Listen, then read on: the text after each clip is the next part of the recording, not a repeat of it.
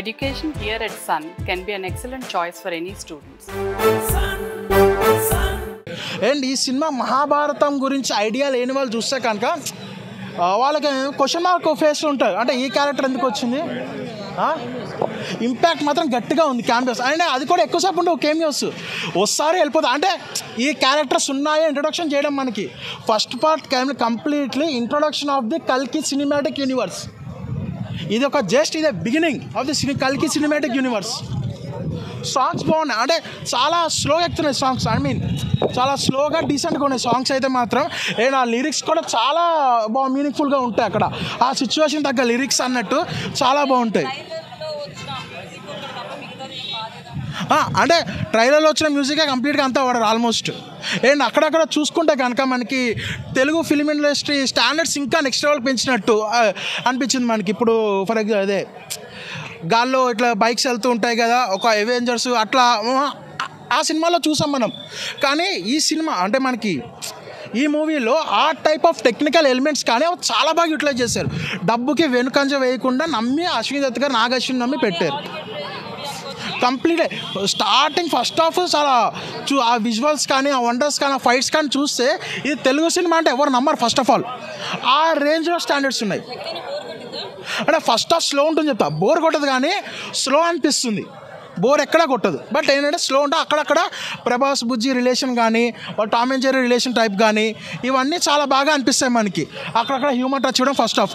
And interval దగ్గర వచ్చిన elevation కానీ ఆ తర్వాత సెకండ్ హాఫ్ ఫైట్స్ కానీ క్లైమాక్స్ 10 నిమిషాలు ప్రభాస్ విశ్వరూపం కానీ నెక్స్ట్ లెవెల్ అనిపిస్తాయి మనకి సినిమాకి. చాలా బాగుంది.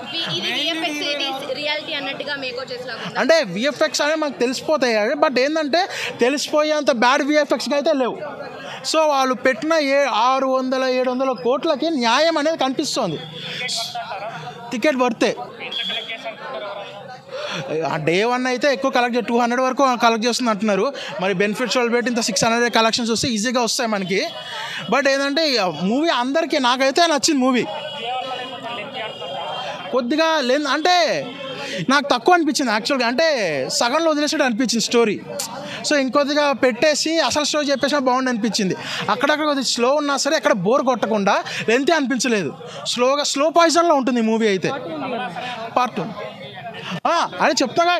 ఫస్ట్ పార్ట్ అనేది ఏంటంటే కల్కి సినిమాటిక్ యూనివర్స్కి ఇంట్రొడక్షన్ అంతే. సో ఈ ఇంట్రొడక్షన్ అనేది ఏంటంటే ప్రతి ఒక్కరిని ఫుల్ లెంత్ క్యారెక్టర్లు ఇవ్వలేరు. సో అందుకని మెయిన్గా ఇప్పుడు మన ప్రభాస్ అనుకున్నా సరే సగం సినిమా ఉంటాడు ప్రభాస్. సో ఏంటంటే అశ్వత్థామ కానీ ఎవరు కానీ ఏ టైంలో ఉండాలో ఆ టైంలో ఉంటారు. బట్ వాళ్ళందరి క్యారెక్టర్స్ గురించి it's only introduction. Prabhas and Bujji comedy timing అయితే చాలా బాగుంది. విలన్ది కామెడీ టైమింగ్ హ్యూమర్ టచ్ కూడా చాలా బాగుంటుంది. అండ్ ఇంకా క్లైమాక్స్ అయితే మాత్రం నెవర్ ఎవర్ సీన్ అవతార్లో ప్రభాస్ని చూస్తాం మనం.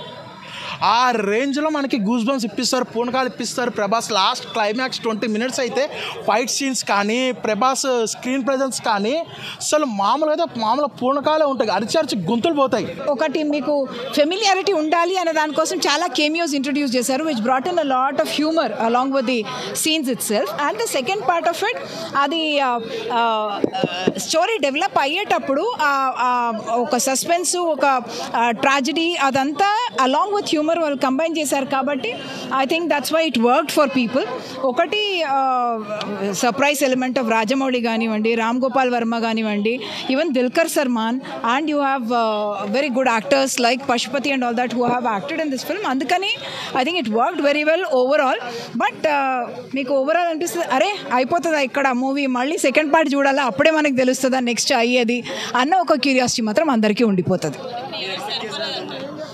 3 hours సరిపోలేదా అంటే బికాజ్ ఇది ఇమాజినేటివ్లీ చేశారు వాళ్ళు. చాలా ఇమాజినేటివ్లీ ఏముండాలి, టెక్నాలజీలో ఎట్లా ఉంటుంది. మనం ఇప్పుడు మొబైల్ ఫోన్స్ వచ్చే ముందు ఎట్లా ఉండేది, మనం వీడియో కాల్స్ అన్నది తెలియకుండా ఉండే, ఇప్పుడు వితౌట్ స్క్రీన్స్ వీడియో కాల్స్ ఉన్నాయి అన్నది కూడా మనకు తెలుసు.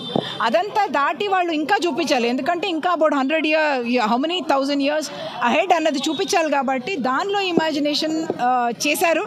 అండ్ దట్ అందరికీ అర్థం కూడా కావాలి కదా, ఇంత ఫాస్ట్గా బ్యాక్ నుంచి ఫ్రంట్కి వచ్చేటప్పుడు ఆ కనెక్షన్స్ పిల్లలకి ఫైట్స్ చాలా నచ్చుతాయి. అట్లాగే పెద్దవాళ్ళకు కూడా స్టోరీ అర్థం అయ్యేలాగా స్లోగా వెళ్తోంది, అందుకని స్పీడ్ లేదు.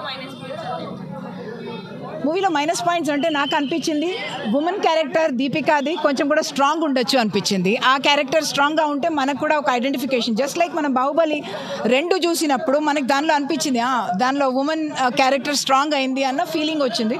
ఇక్కడ అందరూ విమెన్ కూడా ఉన్నారు, స్ట్రాంగ్ క్యారెక్టర్స్ ఉన్నారు. కానీ దీపికాకి నేను స్టోరీ చెప్పకూడదు, అందరికీ స్పాయిలర్ అయిపోతుంది. బట్ అది కొంచెం కూడా స్ట్రెంగ్త్ ఉంటే క్యారెక్టర్లో ఇంకా బాగుండేది అని అనిపించింది. 10 ఆఫ్ 10 కాదు కానీ తెలుగు ఇండస్ట్రీలో కల్కి మూవీకి రికార్డులు బ్రేక్ కానీ రేటింగ్ ఇచ్చే మొగోళ్ళు ఇంకా పుట్టలేదు అనుకుంటా. ప్రతి ఒక్కరి క్యారెక్టర్ బాగుందన్న. ఇప్పుడు మెయిన్ వాళ్ళు ఇప్పుడు ఇద్దరు క్యారెక్టర్లు చాలా బాగుంటాయి. ఇప్పుడు మెయిన్ ఏంటంటే మాకైతే గ్లామర్ కాబట్టి దీపికా పడుకొని అయితే బాగా కనెక్ట్ అయిపోతుంది అనమాట.